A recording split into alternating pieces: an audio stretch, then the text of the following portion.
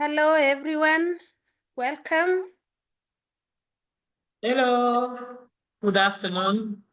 Hello, Yeah. doctors. Hello, everyone.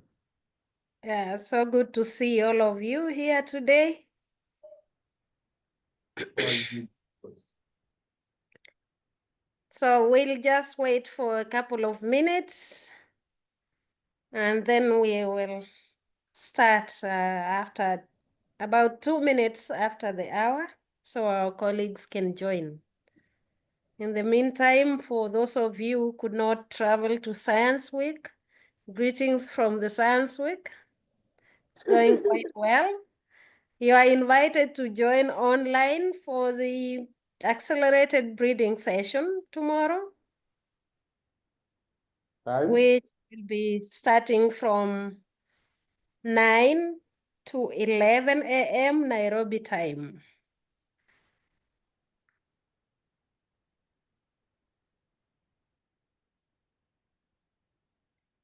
Hi, Harish and our DCP team who have kindly accepted to present today. Welcome and thank you.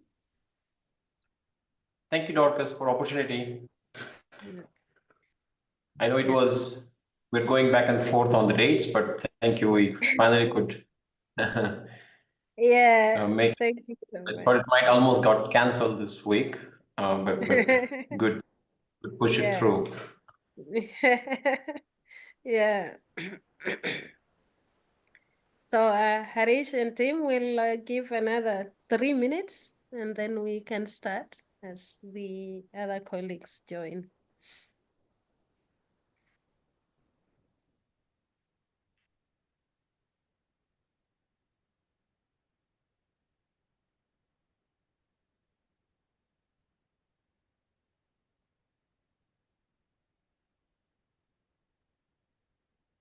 Is Mohan online already? He's the one going to do the presentation. I don't see him. Don't see him, but maybe, yeah. Hi, Dorcas. Hi, Okay, Mohan. you are here. All right. Ah. Hi, Mohan, and welcome. Yeah. Hi. Good afternoon. Good evening. Okay. Good afternoon to you. So let's give people 1 or 2 more minutes and we'll start. 2 minutes, actually, yeah. Yeah. I think Ronald is also online. He's also one of the presenters. Ronald Kakito. From Nasari. Ronald, can you just check your microphone and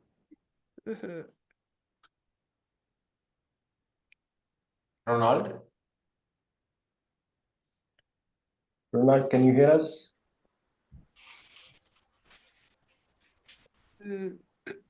He's online.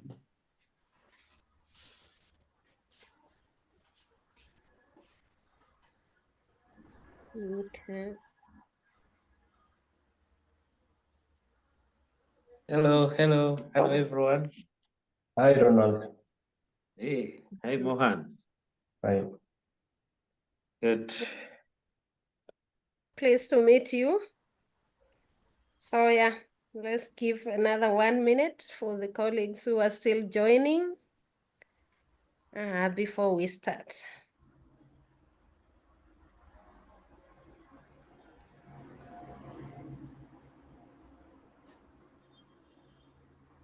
Yeah, if you are just joining us, please, even though you did not travel to Science Week, you are invited to join online the Breeding for Tomorrow sessions. Tomorrow, starting from 8. The accelerated breeding one is starting from 9 to 11 Nairobi time. And yeah, it will be also virtual. Okay, so we are 2 minutes into our time. Our other colleagues can join later on. First, let me welcome you all to this session. I am sorry we had to cancel the past two sessions, the past 2 months, so we couldn't cancel this month as well. Thank you to the DCP team for accepting to present even during the Science Week. And I think that, yeah, even as the Science Week is going on, we are very happy to continue learning across programs what innovations we are having to make sure that we make our breeding processes more efficient, and also the innovations to optimize our breeding schemes. With that, I would like to hand over to Harish, who will make introductory remarks and will introduce the presenters for today. Thank you. Yep. Thank you, Dorcas. I see also Kevin is online.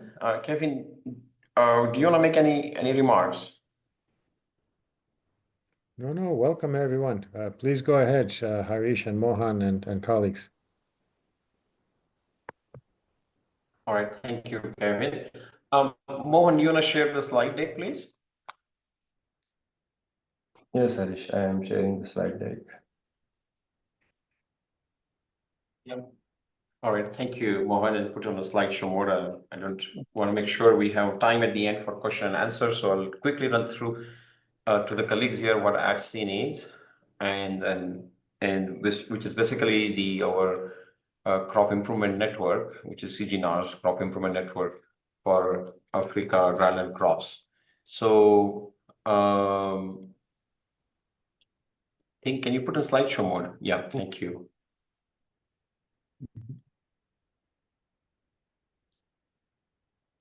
I think you need to stop. Anyways, as he's fixing the technical issue, I mean, I will just talk briefly about what ADCIN is, and then Mohan and Ronald will talk through about trade champs and how we're implementing QAQC in the breeding program in ADCIN, and the success story from Nasari in Uganda. Okay, so we can go to the next slide, Mohan, or yep, you can go to the next one. Yeah, so essentially, when CIMMYT started working on dryland crops, where, as a part of the OVISA project in 2021, we had an extensive consultation with our partners, starting in almost in October 2021. And through that consultation, we had a meeting in February of 2022 in Senegal. At that time, the partners of OVISA project, and it was very clear, they wanted more investment in breeding. They wanted more participation of the NARES programs in the breeding work, and they wanted more equitable sharing of the resources. So through that consultation process, we essentially established the network, which is what we are calling Africa Dryland Crops Improvement Network, which is over the time, the name and the logos and everything, was chosen in the last, 2-3 years. So this network is essentially a collaboration of 200 plus scientists who are working on crop improvement in one way or another. So it could be socioeconomics team, it could be nutrition scientists, it could be plant pathologists, seed system teams, members from 18 different countries, and 3 CGIAR institutions that include originally CIMMYT and IITA and CIAT, and now ICRISAT, but recently CIAT felt like they already have a PABRA network, but they will continue to collaborate with ADCIN, but they will essentially not become a part of ADCIN network. So currently, we 3 CG institution includes CIMMYT, IITA, and ICRISAT. So ADCIN is about conducting joint crop improvement research between these institutions in 18 different countries, and the CGIAR institution. So it's a sort of a novel partnership approach, and that leverages the strength which exists in each of the institutions. As you can see on the map, these institutions are located in different parts of Africa, and they have, they have geographical footprints, they have expertise, facilities, and local knowledge to really make proper crop improvement decisions. And then it's also based on the principle of distributed decision making, which means, we do a lot of decisions will be made through a consultative model, where colleagues will come together, maybe let's deciding market segments, or product profiles or bidding strategies. And then there will be a roles and responsibility for each of the member who are part of the network, right? And all of this will be sort of governed by a steering committee, who oversees the ADCIN network in East and Southern Africa and Western and Central Africa. So, this is not possible unless we also develop the capacities in each of the network member, depending on their roles and responsibility in the network. So the way, and one example of roles and responsibilities can be looked into this schematic slide of a breeding pipeline. This is not comprehensive role in each network member can play, but this is just one example. So once we have product profile, which is sort of going from left to the right, and you have those country product design teams that define product profiles, you have trade priorities, then you establish regional breeding pipeline. Now from here, those breeding pipelines, that's where you can start sharing now responsibilities, where some institution may share part of the breeding pipeline. In this example, we said one CG institution and another partner could be a NARES partner, or another partner could be university, share breeding pipeline. It could be IITA, CIMIT, or ICRISAT, or with other partner. And essentially, they will develop those populations together through jointly agreed breeding schemas. And then they will take them also for testing in the stage 1 locations, depending on what agreement they had to look, which locations they want to share. And that material will also go to those countries where they may not be doing the breeding process, but interested in doing testing and evaluation. So those are, in this example, country B and country C, where they will play major testing and trialing role. Country A here potentially would play a sort of a breeding pipeline role, which we are calling them now population development centers in the network. And then all the countries will be involved basically in testing in the regional trials, and depending on what products are suitable in which those countries, those will be released as a new variety. So that's a product development piece of the network. So this is just a schematic example of how different partners can play a role. But this is, as I said, is not very exhaustive. So this is a little bit more about ADCIN and how we work together. I hand it over to you, Mohan, back, and then later on to Ronald. Thank you. Okay. Yeah, thanks, Harish. I just wanted to confirm whether I'm audible. Yep, we can hear you, Mohan.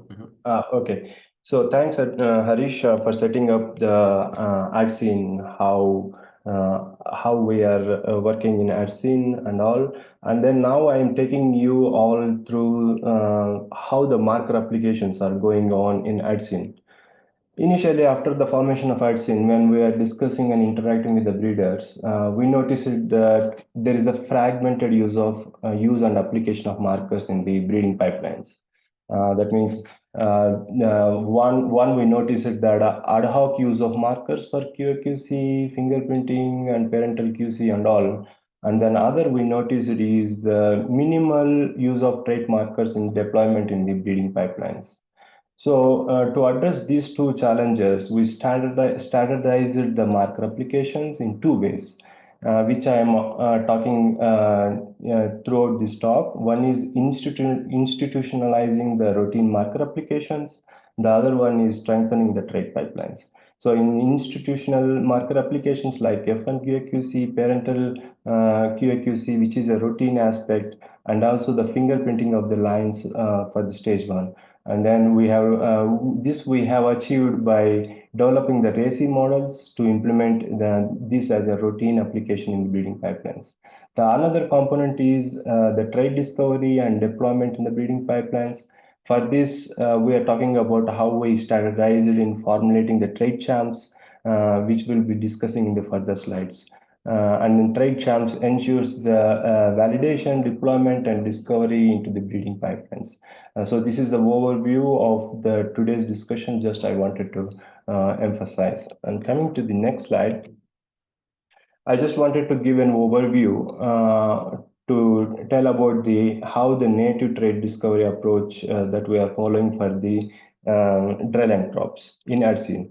So for any trait, for any native trait, if there is evidence of that the trait is governed by multiple genomic regions, then we go an approach of developing a GS model for which we develop the medium density panels, genotyping panels, and then retrain the genomic selection models from the training population, followed by genomic selection in the breeding populations.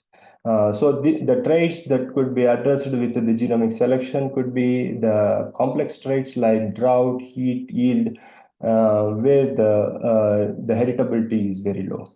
And then coming to on another side, for the if the trait is governed by a few genomic regions with major effects, we would identify these QTL by trait discovery, and then we introgress that into the breeding through MAPC, and then marker-listed selection through forward breeding. Thereby, we are increasing the allele frequency in the breeding pools.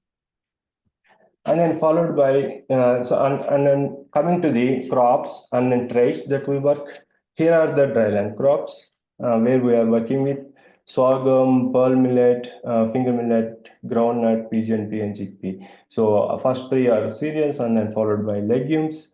Under each crop, we have listed the target traits that we are working for the trait discovery. So and then these traits are aligned to the product profiles for the respective crops. And among these traits, some studies has happened and reported for some markers for some traits like LGS1 for striga, stay green QTLs in sorghum, and lately spot high oleic acid in the groundnut. But we would like to apply them very judicially, the which QTLs works in the which regions of the Africa. So if any one of you have counted, there are about more than 24, 25 traits that we are working on.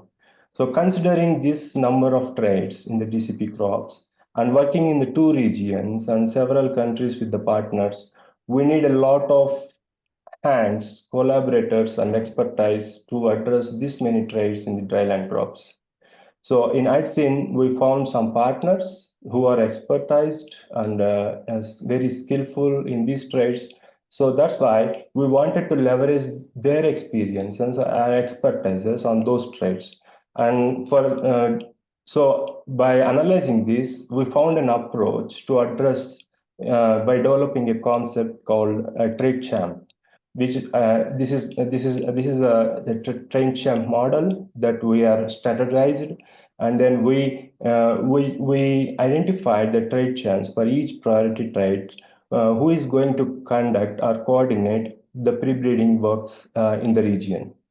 The trade champ basically is a coordinating role with multifunctional disciplines across the breeding. Like he'll coordinates with the breeders to identify the donors and a core set of GWAS panels and developing the mapping populations and all. At the same time, the trade champ is going to work with the plant health team, coordinating and collecting the phenotype data for the plant health trials and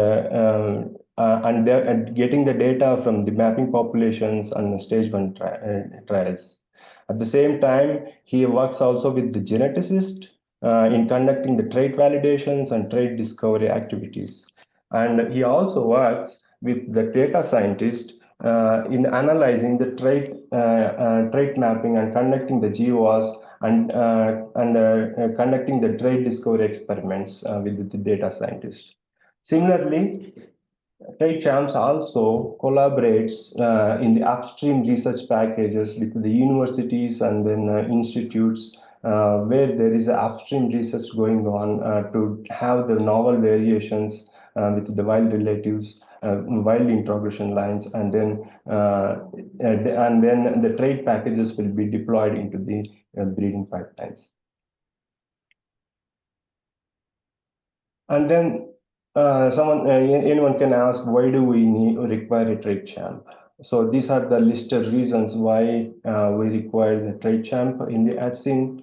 So one is the leveraging the several years of expertise and experience of the skills and the knowledge on the trade that the trade champ has, so that he can leverage his experience and expertise to the whole region we have seen.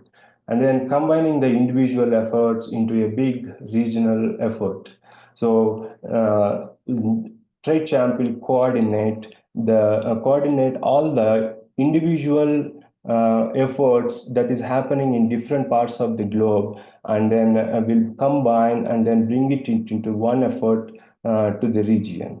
So, and then he or she can also leads the trade discovery validations in the network region, leading to the coordination and then execution of the trade discovery. And then he also delivers the trade package to the breeders. You can ask what is a trade package is, right? So the trade package means it includes the markers and then trade donors and then which QTL works for which region. So that is called the trade package. So trade champ is responsible to deliver this trade package to the breeders for the deployment. And the last but not the least, it's a strategic distributed leadership approach. It's a kind of approach through the shared responsibility. The trades that all the trades in the dryland crops shared by the trade champ for each trade and address the whole regions and also address the total number of the trades for the dryland crops required. So these are the reasons why we require a trade champ in the ADCIN. And then who are they? So if you see this list is related to the trade champs who are working in the WCA. The left hand side all indicates all the cereals, and then right hand side are all legumes. If you notice, you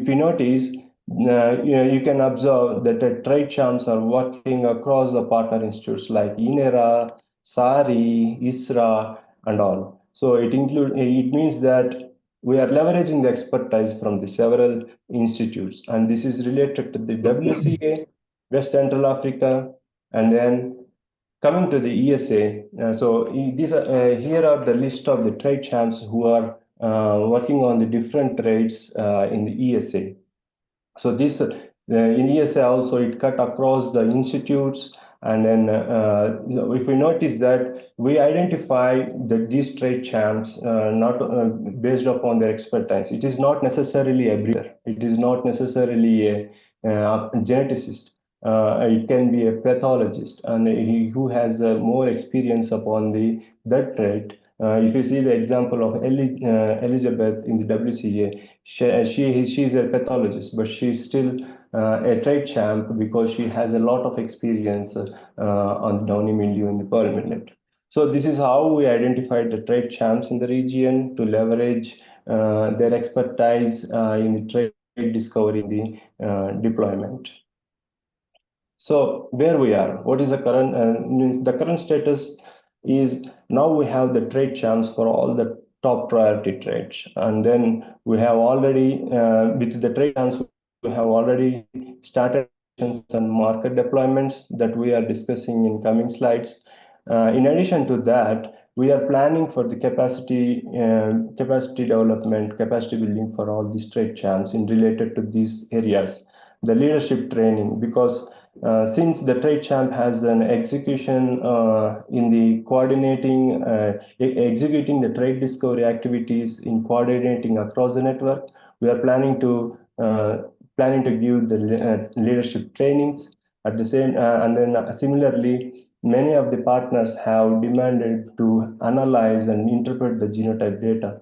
So we are conducting, we are giving the training on the genotype data interpretation, and also some partners also demanded for the training on the methods of the trade discovery. And also we are planning to give the stage and gate process, because there should be a stage and gate process even in the trade discovery pipeline, so that we are going in the right direction in the discovering the trade. So through the trade champ approach, we notice that there is a greater involvement of a CGIAR partnership. involvement in trade, pre-breeding and trait discovery. And we found this is the best way to coordinate the genomic activities in the ADCIN. And then coming to the examples of how we leverages the trait champs expertise. I have a couple of examples on how the trait champs are involved in that scene, in the trait discovery and trait validation. I will run through it quickly. So this slide shows how we validated the lately spot in the groundnut with one of our partner called ISA2 from ISRA, along with the Daniel Fonkasa, who is in CIRAT now. So we had, there is QTL CS from CS16, QTL markers are already developed by ICRISAT and then available Intertech lab, but we don't know what is the efficacy of the QTL because there are many QTLs mapped for the LLS. We don't know which QTL is effective. Then we found a QTL on the chromosome 2, which we found that having that QTL in the African geographies has the much tolerance to the leaf spot compared to any other QTL. So these are the markers which are linked to those QTL. And then when she introgressed that QTL into the backcross population, she found very resistant than the one which doesn't have. So in that way, we found that this QTL is much tolerant for the leaf spot in African regions, both in the ESA and then WCA.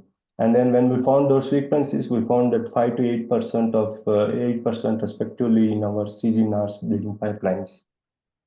Similarly, for the LGS1, we have a trait champ who is called as a phenomena.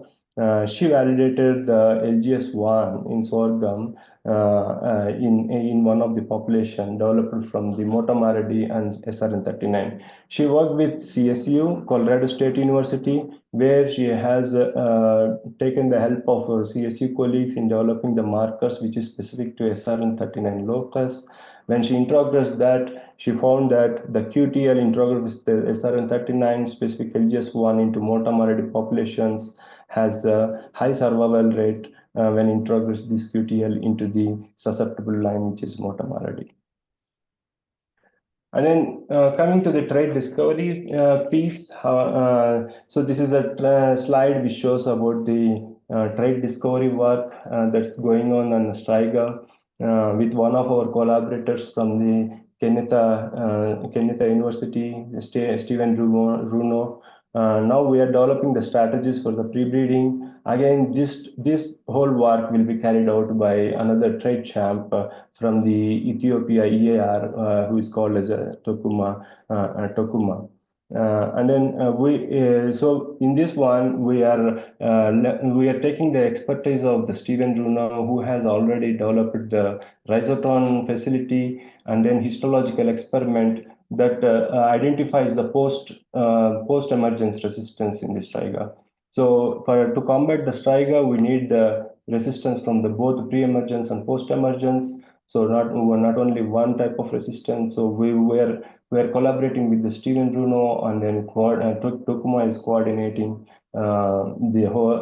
Will be coordinating the whole experiment. Means a whole strategy for the post-emergence resistance in the striga.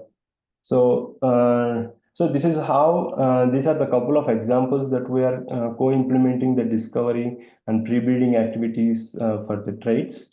By taking the expertise from the the trait champs in the ADCIN.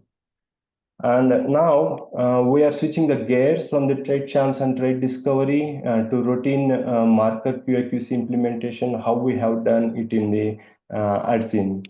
Coming to the other part of the routine marker application of QAQC. So marker QAQC appears very simple, but it is a very important and efficient tool in the breeding pipelines. We know the precision breeding starts with the purity of the seed. And then QAQC using the markers bring the greater efficiency than the phenotypic selection for the breeders to select the right plants and then discard the not the true F1 plants or impure plants. So the QAQC generally applied in the three stages. One is to have the genetic purity of the inbreds, and also to select the true F1s, and also in the seed production activities. Now, in this hour, we are talking only about the implementation, how we have done in the ADCIN regarding the parental QC and then FN QAQC. So it's not only the one team effort, it's a teams of team efforts where we have the breeders, data analytical team, and then EAB platforms, applied geneticists, and then NARES partners are involved. So the breeders and the NARES partners assembled the lines, the parental lines for the population development, and then we have a medium density genotyped it, and then data analytical team developed the analytical pipelines and then supported the data analysis in time. And then EAB platforms facilitated the genotyping at the Intertech platforms, and applied geneticists developed the RACI workflows, optimized and selected the informative markers from the medium density genotype data, and then giving the routine decision support to the breeders in time to take the decisions to take forward the true F1 crosses as well as the parents, means pure genetically pure parents. And finally, our NARES breeders, CG NARES breeders, successfully able to adopt the QAQC rapidly in the ADCIN network across the crops in the dryland crops. And then this slide shows the status of the QAQC implementation so far in 1 year, how we have done in the ADCIN by CG NARES network. If you see, a large contribution of the NARES partners has taken up the 56% out of all the submissions. Our partners of 56% contribution that they have submitted for the QAQC. If you see across the crops, the overall picture, this is the overall picture of the QAQC samples that went into the lab for the decision making to select the true crosses. And then if you see, in summary, we have so far we have done for the 5 crops. The chickpea is in the progress. We are going to achieve it sooner in 1 or 2 months. And then the 12 partners have adopted the QAQC. And then so far, if you see the quantified samples that went to the lab, it is 23K samples has been genotyped and given the data decision support to the breeders. And then if we see this slide shows the adoption footprint in ADCIN, how we are means how the partners and then breeders are adopting the QAQC. This graph, the upper graph shows the ESA rollout, and then lower graph shows the WCA rollout. In WCA, there means the only 3 crops: sorghum, permanent, and groundnut, and then ESA we have the 2 extra legume crops like PGMP and chickpea. So the green ones highlights all the PDCs. These PDCs means the population development centers where the breeding process happens. So this is the progress of the PDCs where it has been done, and then which are in progress. And then we see very less red where there is not much progress, but in the future we are going to achieve that soon. And then these are the list of the PDCs, the countries and the partners where it has been done or in the progress, or where is the status, what is the status of the QAQC adoption across the list of the PDCs. And then this is a target that we are going to achieve across the 6 crops and then 18 countries and 35 PDCs. This is the target that we are going to achieve sooner for the QAQC adoption in the ADCIN. And coming to the key takeaway, and this will be the important slide, or the takeaway from the QAQC adoption in the ADCIN. So we don't believe this is the success rate. This graph shows the success rate that we are so far observing in the across the crops, and this is varied. This is varied because we don't expect 100%, and then it gives a lot of insights how it is varying across the crops. If you see sorghum, it is high, and then finger millet and groundnut, It is less. Why? Because the biology of the crops are very difficult to cross because of the floral morphology in finger millet and then groundnut. The flowers, even though the self-pollinated, the biology is different because the crossings is not easy in the groundnut. So these are the key takeaways that we have observed in the QAQC. The % success rate vary across the DCP crops due to differences in the biology, like as I mentioned, some are cross-pollinated crops and self-pollinated crops, and then floral biology and morphology itself is different. And then now by seeing the % success rates, the breeders are leveraging the QAQC feedback to get the augment the operational practices. Means they are using different chemical in the finger millet to improve the efficiencies, and then they are making the operationally different procedures to have the high % success. And also breeders are increasing the breeding process. So assuming the success rate is less in some crops, they are increasing the number of crops so that they are increasing the number of crosses per market segment to achieve the number of lines that goes into the stage 1 as per the breeding strategy. And then the impact is that by routinely applying the molecular markers, breeders have realized how important these are. And then now it is becoming a part of an operational procedure. And then now every partner in the ADCIN, as well as all the breeders, are proactively submitting the samples to the lab for the QC because they realize the importance. And to monitor this, we are developing the dashboard for QAQC to continuously monitor and then improve how the progress of the QAQC is impacting the breeding pipelines. So now I just wanted to invite Ronald, one of our partner who has got benefited by adopting the QAQC in his breeding pipelines.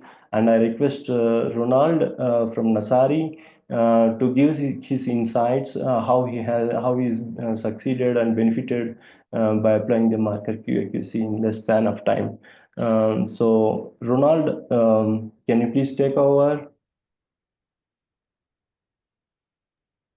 Yeah, thank you, Mohan, for the opportunity. Fundamental to the application of QAQC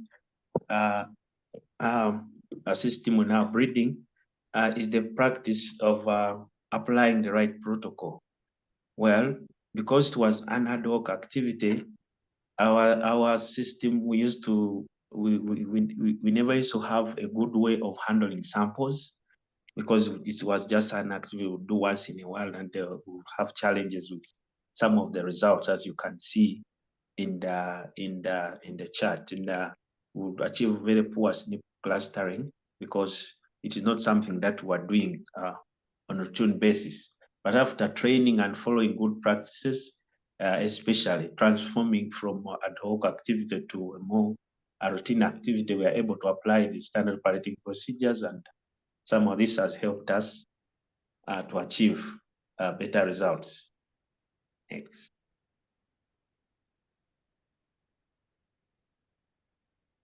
So moving on to application of QAQC in our breeding program in Nasari, we apply QAQC for testing hybridity of F1s and also for making sure we have pure parental lines.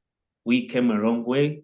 In the beginning, we used the conventional way of just looking at the F1 based on the parental morphological traits, but realized that is it's a laborious and time-consuming process, and selecting plants that are true to type was not easy.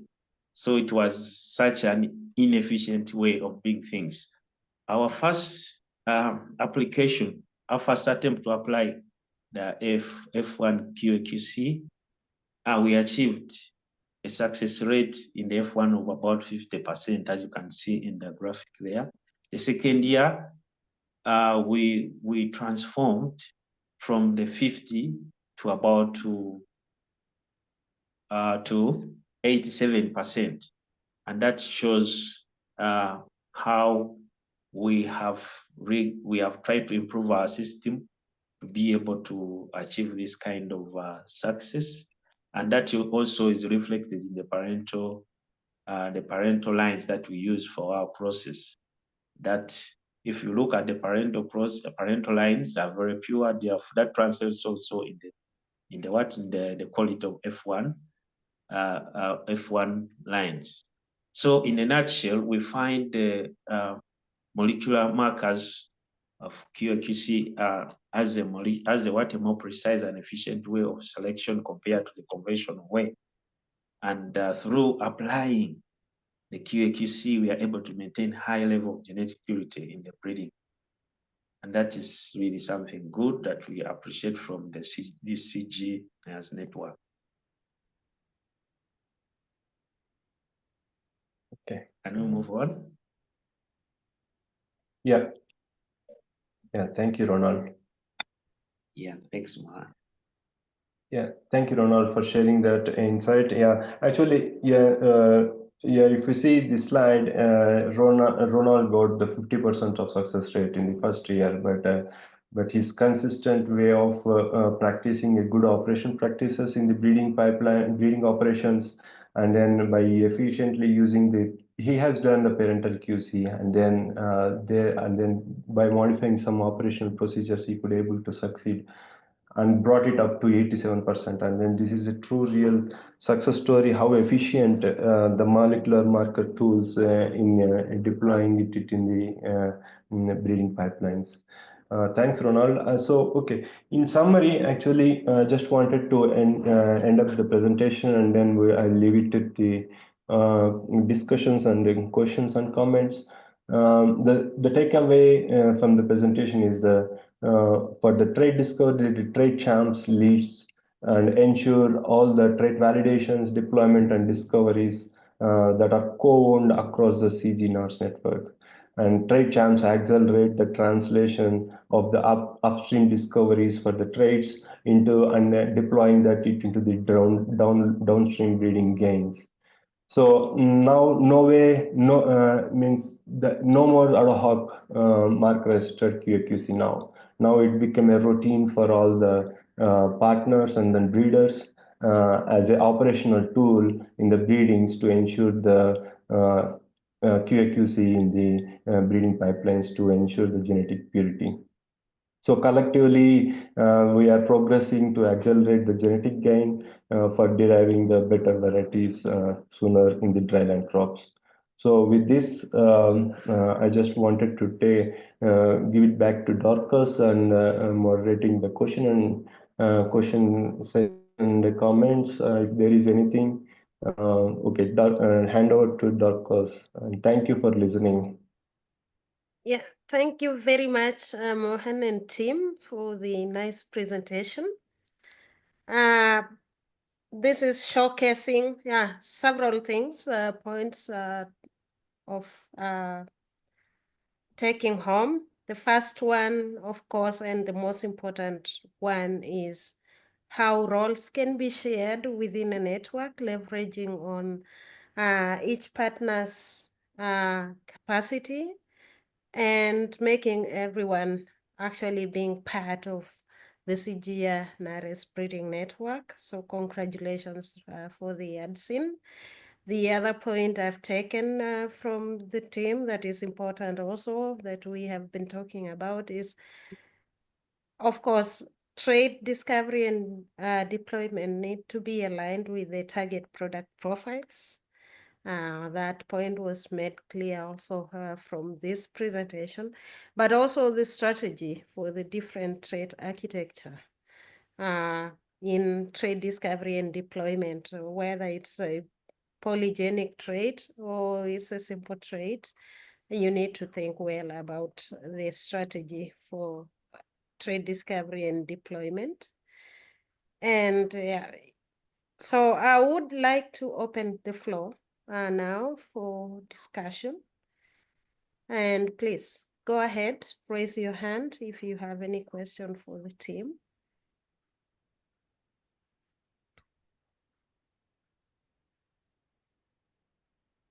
I am monitoring the chat panel for people to raise hands if you have questions. Ephraim, you unmuted. Do you have a question or comment?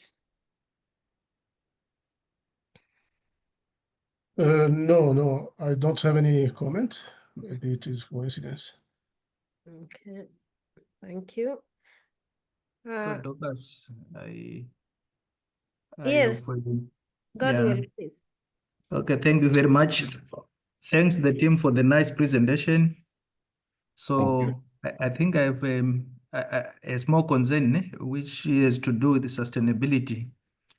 It's very good in terms of breeding to have such good technologies among partners and the rest of the world. So as you know, all this depends with funding.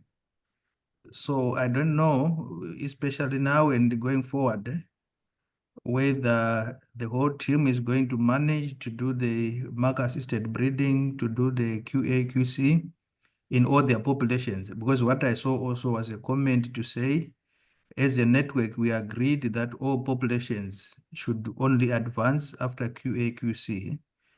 So looking at the number of the network countries there and the budget, I'm not sure whether in future this will continue like that or there will be some other changes. And what lessons, I mean, if it's going to continue, what lessons can other crops and networks learn from such good work so that we also maintain our networks sustainably going forward? Thank you. Yeah, thank you, Godwill. Mohan, do you want to take that? I think I can give my comment, and then if there is anyone to address that, and Harish can also tell about that. For now, I think it's a good practice to adopt the QAQC, even it takes the little resources, but it is more efficient.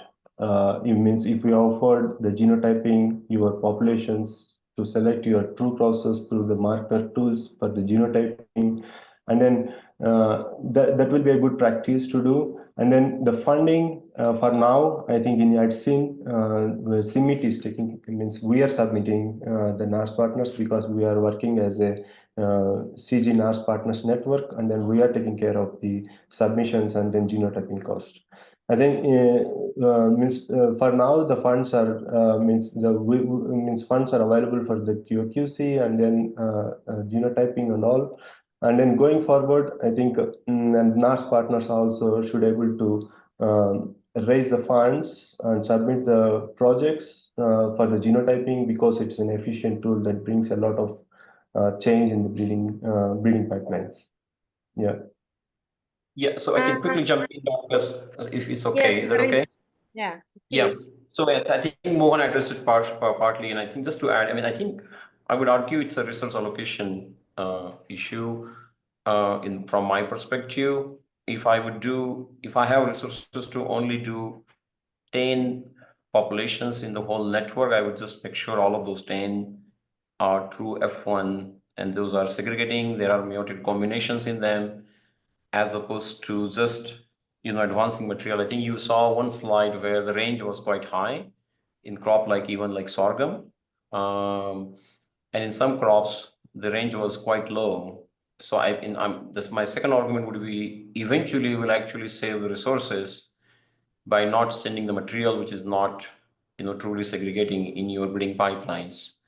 So I mean, I think in my opinion, you can prove it. I mean, you can do a back of envelope calculations to even suggest that every dollar probably you invest, you will save money later on in your training resource.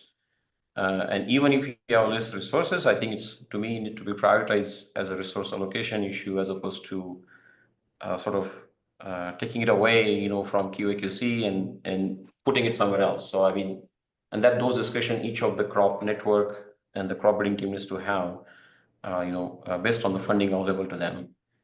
Yeah. So I think those would be my comments and observations. Thank you. Thank you, Harish. Mark, you did have your hand up. Sure. Thanks, Dorcas. Yeah, I was I have similar thought as what Harish was saying, because I think the question was mentioned my comment in the chat. So this is essentially responding to the funding challenges, right? Instead of advancing populations all the way to stage 1, for example, in sorghum, 60% or 40% could be not through F1s, then it means that 40% of your germplasm in stage 1 could probably be should have been discarded early on. So this is really a lot, as Mohan and Harish was saying, a lot more efficient, a lot more cheaper than genotyping by seeing, so to speak. Thanks. Yeah. Any other comments? Questions? I don't happen to see new hands up. I do have a comment in chat. Randy, thank you very much. Good to see you online. Randy says it seems like a well-organized plan, and it's great to see strong progress in implementation. So thank you. This is from Patrick Ngom from IITA. He says, we also recently developed a new tool for rapid processing of QAQC data. Could be useful to the group. Please, there is a link within the chat box. You can all access the new tool, and this is the importance of having this network. And Harish is mentioning that the script from QAQC from ADCIN has been moved to the Bioflow, which is good. You can also check out Bioflow on that. In terms of, just to respond now, oh, there is one hand up. Let me see. Yeah, Joseph. Sorry. Joseph, please go ahead. Yes, thank you very much. It's a nice presentation and well organized. A quick question to Ronald. So in the first year, the quality control and quality assurance, yes, the success is around 50, and now it increased by 87 second year. Could you please share what is exactly improved the first year? Okay, this second year. So the improvement is nice, even from 88 to 100. So what is those you did, and then you so that it will help us for everybody. So what are some of the thing you did and then improved significantly?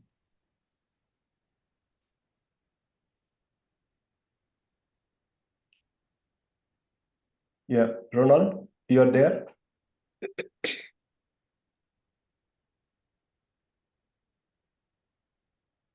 Hello, Ronald? Maybe he dropped off. Okay. Yeah, actually, I had Joseph. Actually, I had interacted with Ronald, and then he has done two things. One is he has done the QC in the parental crossing block.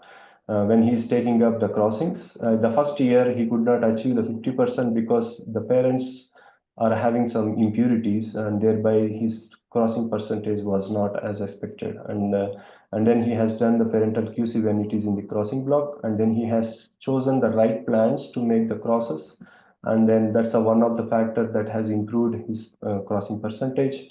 And he has done one operational improvement, that he has employed the people who has done a good crossing percentage in the first year.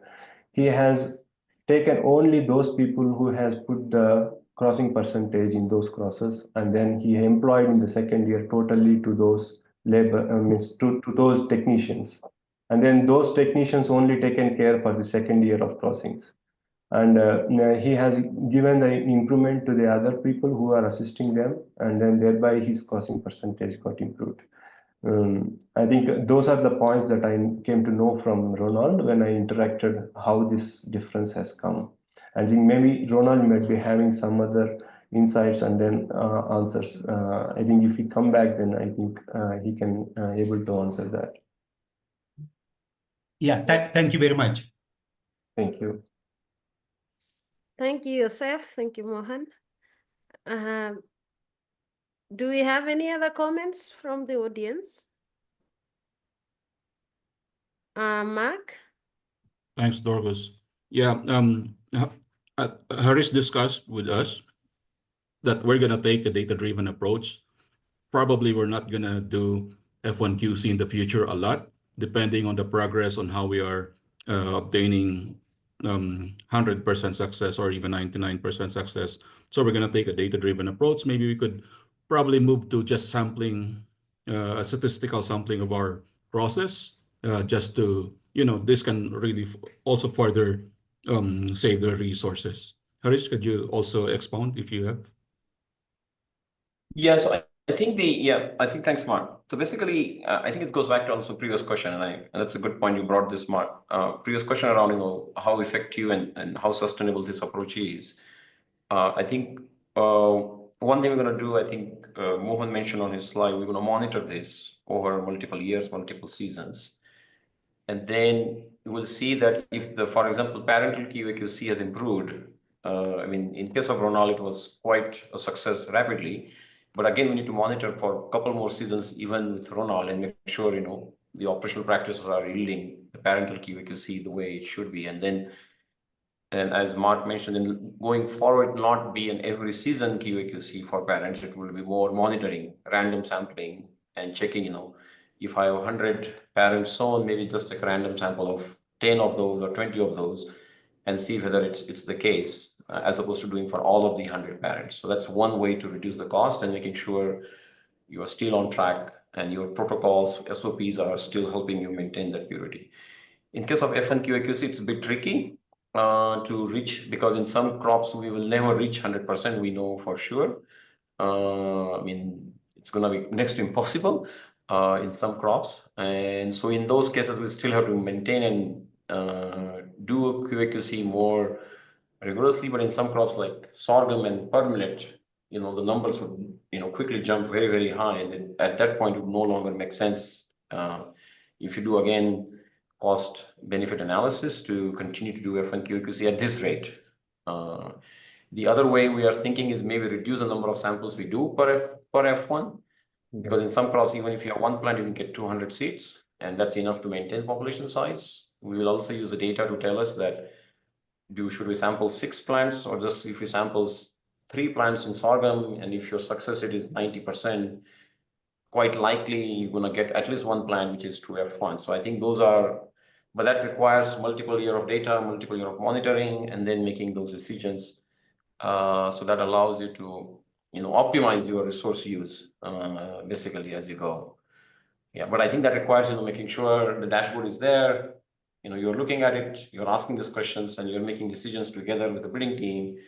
Hey, where do you want to continue to do this, and what you guys think is, most necessary thing to do for F1 QAQC and parental QAQC. I hope that was, Mark, you intended me to expound on. Mark? Yes, Harish, thank you. Okay, thank you very much. Unless there is another burning question, I would like to close the session just by getting back to the question by God will on how other programs can learn from this and the sustainability of this. I think that organizing and redesigning the breeding pipelines into CGIAR NARES networks and sharing roles such that there is not too much duplication is one half of the solution to sustainability already, because you will then distribute the resources according to the activities along the product development process. This is not easy to do. The ADCIN have done a good job on that, but we need to be intentional on this. And then the other things can be thought about moving forward. But this issue of breeding within the CGIAR NARES networks need to be truly joint breeding networks with shared roles that can avoid a lot of duplication and shared resources that, of course, we have limited resources, but that can ensure some sustainability of these activities within the given breeding pipelines. I have 2 comments here. What was the main reason for % success? Sorry, it jumped. Okay, I think it's answered. It's answered by Mark. And then the comment from Kevin, I wonder how many of our CGIAR breeding programs check F1 crosses with quality assurance. There is some data, Kevin, for that from some of the interventions that we do have with the programs. Might not be pretty accurate, but a number of them are trying to mainstream QAQC into the programs, but I can tell you that it's not that much that do it routinely. Okay. So without any other comments, I would like to close the session by thanking the ADCIN community, our DCP program, for organizing this under very short notice. Given that we had Science Week, we were not sure that we would run this session or not. And thank you all, the breeding teams who have joined here. And we will continue with other sessions to continue cross-learning and learning new things that we can apply in our programs. So thank you very much. And I want to wish you a good remainder of the week. Thank you, everyone. Thank you, Dorcas, for the opportunity, and thank you all. Thank you. Yeah, weekend is almost coming. Have a good weekend to everyone. Thank you. Thank you, Thank everyone. you. Thank you and bye. Thank you. Bye. Bye.